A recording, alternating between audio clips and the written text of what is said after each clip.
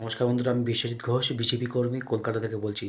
বন্ধুরা, ইউটিউবে, ফেসবুকে আমাকে অনেক দাদারা মেসেজ করে বলছে, দাদা যদি আমরা 2002 এর পরেতে এসেছি, 2000 অনেকে বলছে 2005 সাথে 15 এসে যদি ভোটার লিস্ট থেকে আমাদের নাম চলে যায় তাহলে আমরা কী করব। তাই আমি বলছি আপনাদেরকে কোনো টেনশন নেবেন না। দেশের প্রধানমন্ত্রীর রাজ্যের বিরোধী দলনেতা শুভেন্দু অধিকারী, স্বরাষ্ট্রমন্ত্রী অমিত শাহ বলেছে বাংলাদেশ থেকে যারা এসছে তারা শরণার্থী, তারা এই দেশে থাকবে। ওনাদের কথা শোনাতে একটু তো ভরসা আপনারা আছেন, সেটা বুঝতে পারছি আমরা।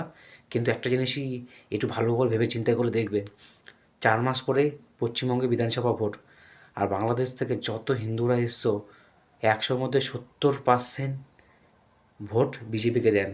এটা প্রধানমন্ত্রীও জানে, রাজ্যের বিরোধী দলনেতা শুভেন্দু অধিকারী জানে, আর আমাদের মতো কোটি কোটি বিজেপি কর্মীরাও জানি বাংলাদেশ থেকে যত হিন্দুরা এসছো 100-র মধ্যে 70% ভোট বিজেপিরা আমরা পাই।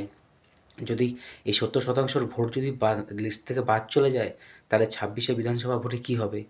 তার জন্য মোদিজি খুব তাড়াহুড়ো করে এসআইআর কমপ্লিট করছে। এসআইআর কমপ্লিট করে 3 মাসের মধ্যে সিএ লাগু হবে। সিএ লাগুতে প্রত্যেক হিন্দুরা যারা শরণার্থী এসছে সবাইকে নাগরিকতা দেওয়া হবে, আর 4 মাসের মধ্যে ভোটার লিস্টে সবার নাম আসবে। আপনারা সবাই 26শে বিধানসভায় ভোট দিতে পারবেন। কথা বুঝতে পারছেন? আপনারা যদি 26শে ভোট না দিতে পারেন তাহলে বিজেপি আসবে কী করে? যে স্বপ্ন মোদিজি, অমিত শাহ দেখছে বাংলাকে বিজেপিকে নিয়ে আসবে, সবাই জানে বাংলাদেশ থেকে যত হিন্দুরা যারা এসছে তারা সবই বিজেপির ভোটার। আর যারা দুষ্কৃতী যারা মুসলিম সম্প্রদায়ের এসছে তারা তৃণমূলের ভোটার, এটা আমরা সবাই জানি। হিন্দুরা বিজেপির সাথে আছে, এটা আমরা জানি। আর কিছু হিন্দুরা পা চাটতে গেছে তৃণমূলে, খুব শিগগিরই ভুল বুঝে বিজেপিতে আসবে। তার জন্য বলছি মোদিজির উপরে ভরসা রাখুন।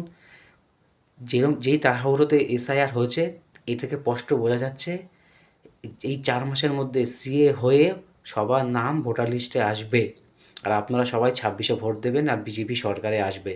আপনারা যদি ভোট না দিতে পারেন তাহলে কী করে বিজেপি আসবে? এটা মোদিজিও জানে, অমিত শাহ জানে, রাজ্যের বিরোধী দলনেতা শুভেন্দু অধিকারী জানে, আর আমরা সবাই জানি। চুপচাপ দেখে যান, সবার নাম আসবে আর সবাই 26শে ভোট দেবেন। আপনাদের ভোট দিতে দরকার এই দুর্নীতি তৃণমূলকে হাঁটানোর জন্য। টেনশন নেবেন না, আরামসে থাকুন আর মোদিজির উপরে ভরসায় থাকুন। ধন্যবাদ।